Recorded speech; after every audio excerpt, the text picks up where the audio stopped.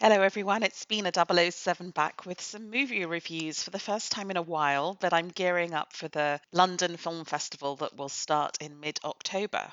In this week's episode, I'm going to talk about Lee, released this weekend in the UK, Firebrand, released last week, Apollo 13 Survival, and Beetlejuice Beetlejuice. So, Lee is the passion project of the Academy Award winning actress Kate Winslet, and it's a movie about the wartime photographer Lee Miller, who actually served as the inspiration for one of the characters in Civil War, the movie that came out earlier this year.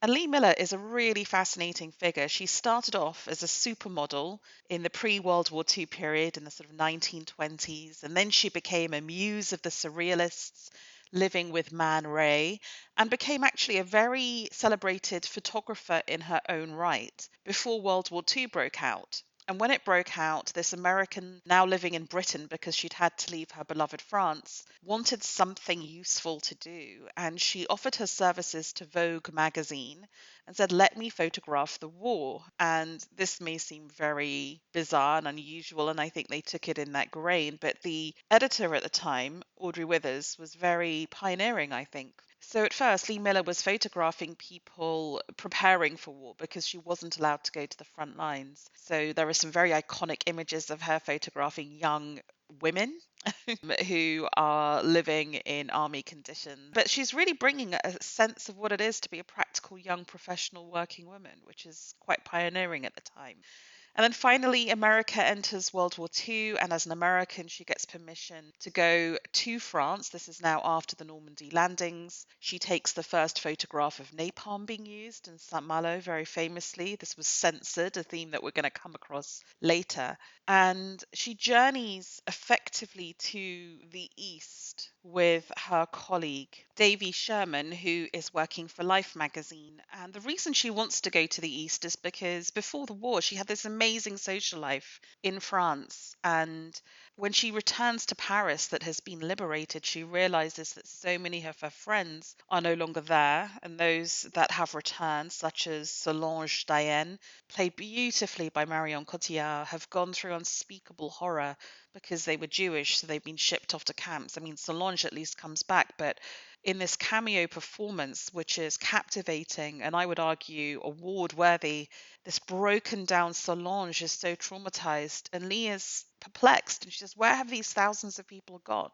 So she and David Sherman journey for weeks, for months across to the east, and are amongst the first people to see Dachau, the concentration camp, when it's liberated. And she takes some really provocative and powerful and awful scenes in her photographs, which is, I think, how I came to the work of Lee Miller. I think for contemporary people, if we know her at all, it's for those photographs.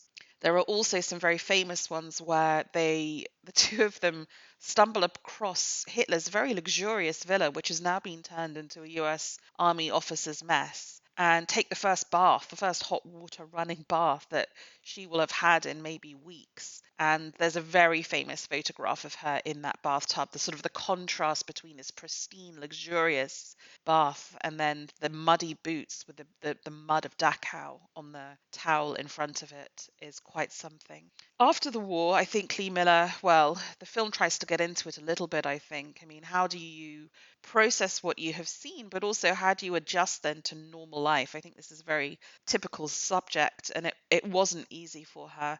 And really, she was rather forgotten until her son discovered all of her old photographs and negatives after her death and decided to try and bring light to his mother's legacy. And that worked. I think that must have worked, right? That's why people like me know about Lee Miller. And I think Kate Winslet's trying to bring her story to a new audience, which is really fantastic. And kudos to her for having the passion, the commitment, the tenacity over the last 9 years to do that. It has to be said that I did have difficulty with this film. I think one of the problems I had with it is that it uses a framing device whereby an elderly Lee Miller is having a conversation with a young photographer played by Josh O'Connor, who you will know if you saw the Zendaya film Challenges. And in doing so, she is talking about her life in voiceover, which is going to be very intrusive over the course of the film. And I would have far rather just seen the film concentrate on Lee Miller's life, the disruption from this amazing, beautiful, wonderful life in the south of France, taken through to the end of the war. I felt the voiceover was intrusive, and I actually felt the cutaway shots were really intrusive as well.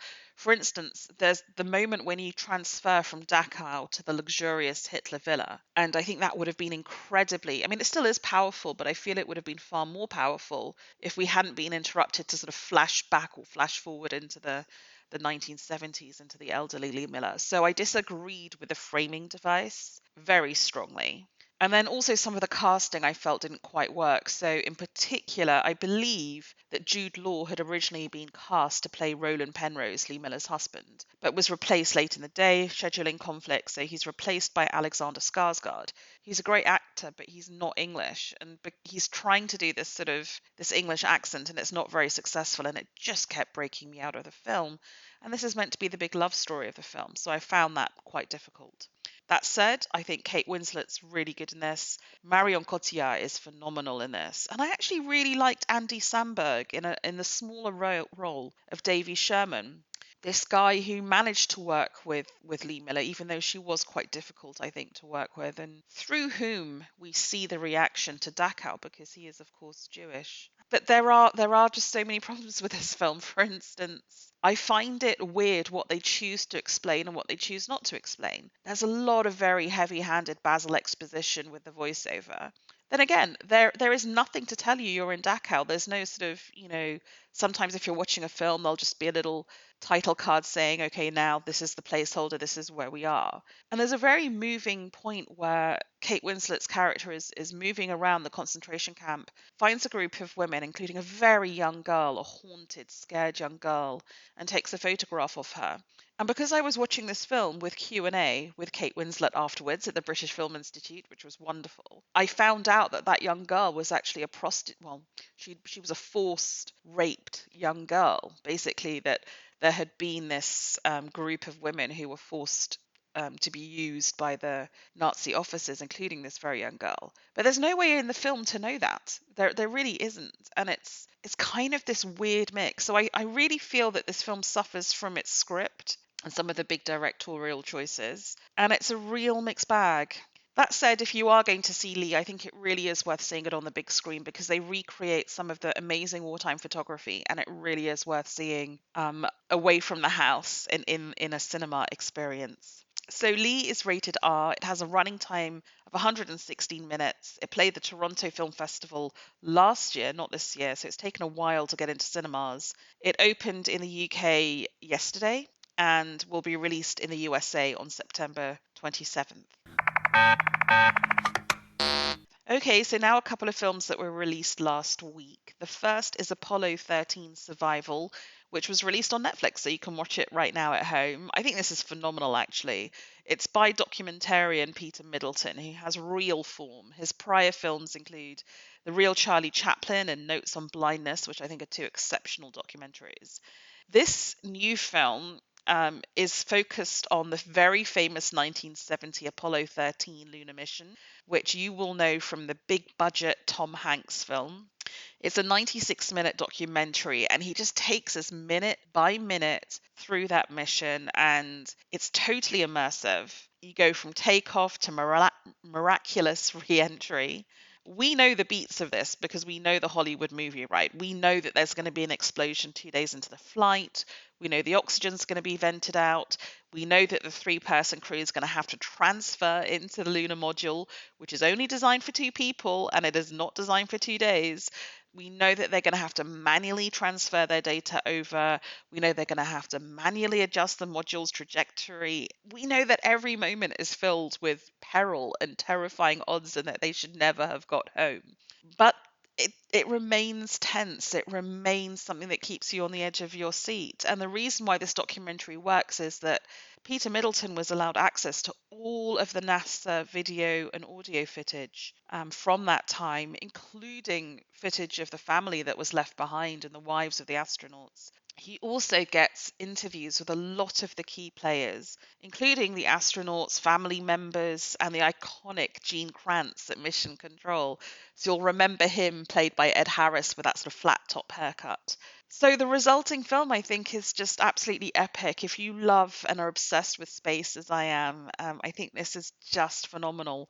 And in particular, the contrast between the astronauts, who, when we hear their real life voices, are just preternaturally cool and calm. And this is years of training, it's a selection process that goes for that kind of personality. And you contrast that with the face of wife Marilyn Lovell in still photographs and her voice, and it's just.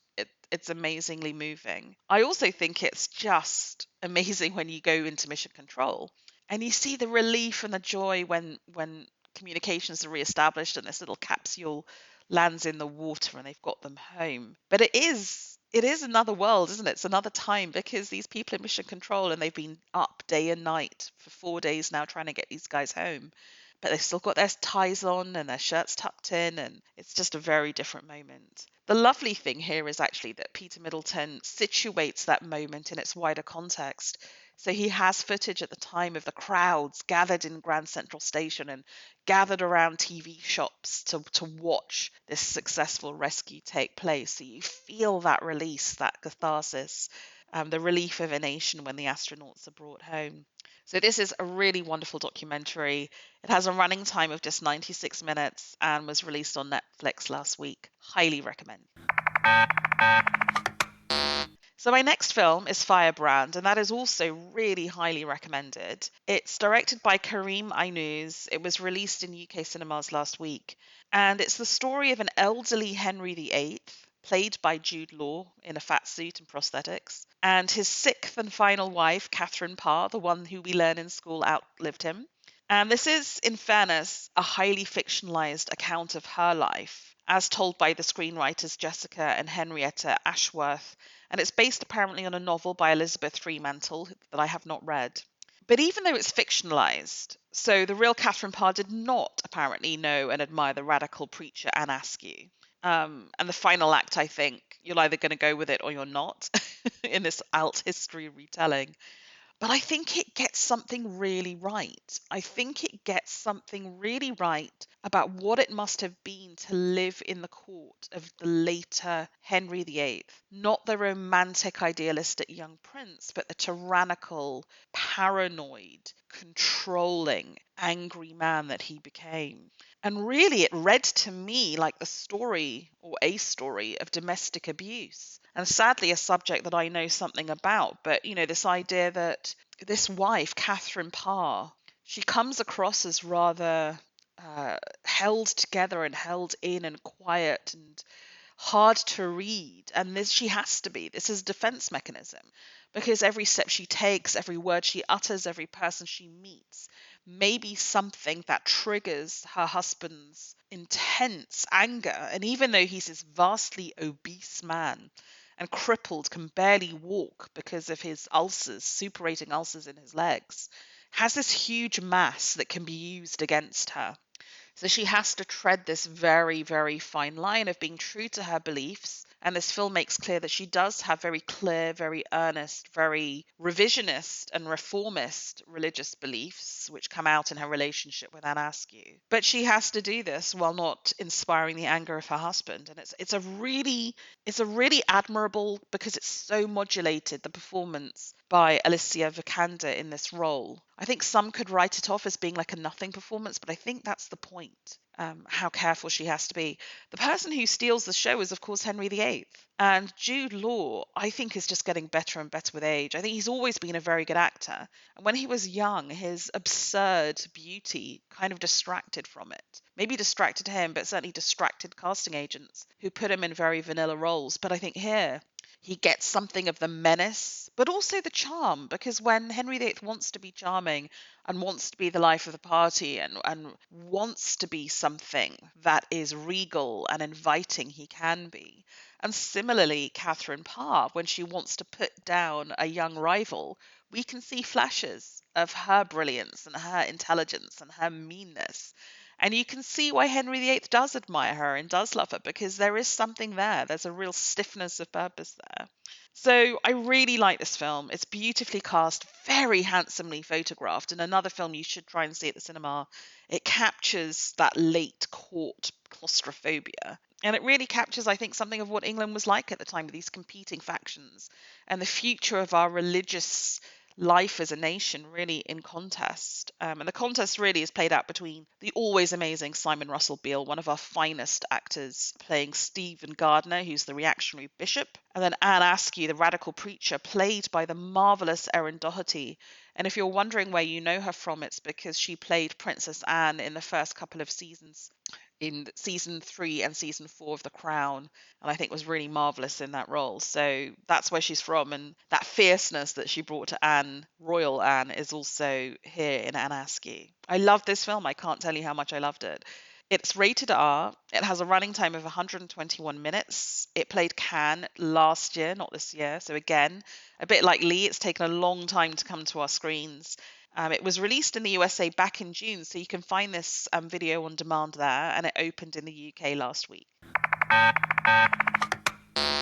Last but not least, Beetlejuice Beetlejuice, which, oh my goodness, I love this original film, this late 1980s Tim Burton gothic horror comedy social satire. Oh, it was just so much fun. So inventive, so unique. Michael Keaton, what a talent, the man who can play Batman and then play Beetlejuice. It blended live action, animation. It had that amazing set piece musical track with Harry Belafonte singing Deo. Oh, what's not to love about it? So I was very excited to hear we were getting a sequel called Beetlejuice Beetlejuice. And I think, in a sense, a lot of what made that film fun is still there when you see Michael Keaton on screen. But unfortunately, it's sort of crowded out by a lot of stuff that kind of, I guess, has to happen. So we waste like 45 minutes at the start of this very long film just sort of catching us up on where the characters are now. Where are the characters? Well, the mum, Delia, the stepmom, played by Catherine O'Hara, who remains awesome, is now a very famous visual artist. Sadly, her husband, Charles, has just died in a horrific car crash, which was necessitated, right, because the real life actor got done for being effectively a sexual predator. Horrific. The daughter, Winona Ryder, who was Lydia Dietz in the original, has now grown up and she runs this kind of schlocky TV show about ghost houses because she still sees ghosts. And she's got this really oleaginous, awful TV producer boyfriend, actually quite funny, played by Justin Theroux. And the interesting thing is, like, the whole kind of motivating sort of goth emo emotion of the first film was that the stepdaughter Lydia did not get on with the stepmom. And actually now, 30 years later, 40 years later, they got on pretty well.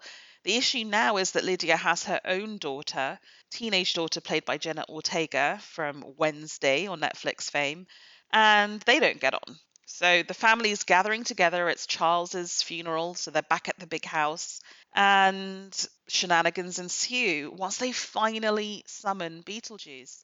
But it takes a long time to get there. It really does. So I love the sort of the final 40, 45 minutes of the film. That to me was the Beetlejuice that I wanted. Just took a hell of a long time to get there. And there's just a lot of filler. You know, like, I get that Tim Burton is now dating Monica Bellucci, who's gorgeous and lovely. But is there any reason for her to be wandering around like the Bride of Frankenstein as Beetlejuice's wife? I don't know, because that storyline just doesn't really go anywhere. I mean, it kind of looks cool. So I just feel that there's a lot of bagginess and indulgence in this film, and it wasn't as good as I had hoped, very sadly. Anyway, it's on global release. It's rated PG-13. It has a running time of 104 minutes. It played the Venice Film Festival. You can watch it now. I don't think you need to see this one at the cinema. I think you can wait to watch it at home. But it is what it is. It's a little bit sad to me that this wasn't better, and it was a bit. I just feel it was too attached to the original. It needed to take it forward somewhere. What a shame. But hey, lots of great films out. I really recommend Apollo 13 Survival and Firebrand, and I look forward to speaking to you soon. Thank you for listening.